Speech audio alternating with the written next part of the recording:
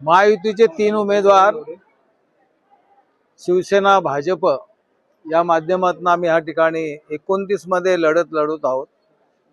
आणि या लढत मध्ये बाबाजी पाटील हे पूर्वी नगरसेवक होतेच, त्यांना यापूर्वी सुद्धा राजकीय अनुभव आहे।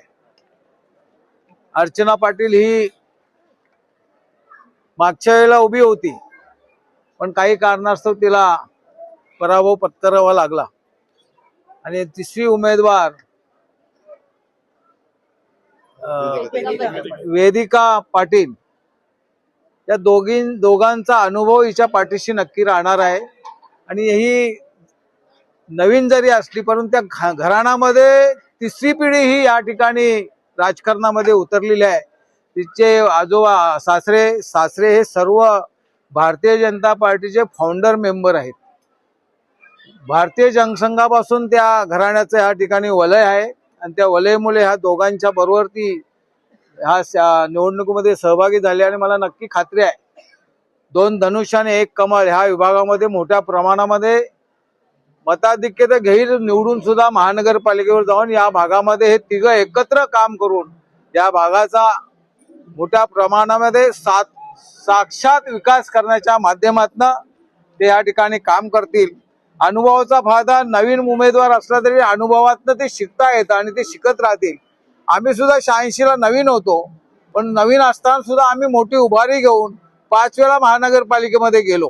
तशाच पद्धतीने ह्या दोघांच्या अनुभवाचा फायदा नक्कीच ह्या वेदिकाला मिळेल आणि हे तिन्ही उमेदवार ठाणे महानगरपालिकेमध्ये युतीचे म्हणून त्या ठिकाणी निवडून जातील।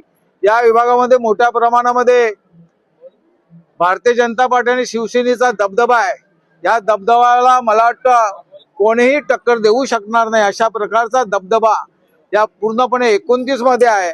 आणि या 29 मध्ये तिन्ही उमेदवार मोठ्या फरकानं मोठ्या मतदानानं निवडून जातील, अशा प्रकारचं या ठिकाणचं वातावरण आणि या विभागाची लोकांची मानसिकता निर्माण या विभागात झालेली आहे। आता ज्या ठिकाणी निरंजनजी डावखरे आले आहेत, या ठिकाणी आणखीन शिवसेनेचे नेते आदरणीय उपमुख्यमंत्री एकनाथजी शिंदे आहेत, खासदार आहेत, अशा प्रकारचे ही सर्वच मंडळी आम्ही एकत्र हातामध्ये हात घालून काम करतो। इतर लोक पायामध्ये पाय घालून त्या ठिकाणी पाडण्याचा प्रयत्न करतात, परंतु आम्ही सर्वजण एकत्र मिळून या ठिकाणी काम करतोय।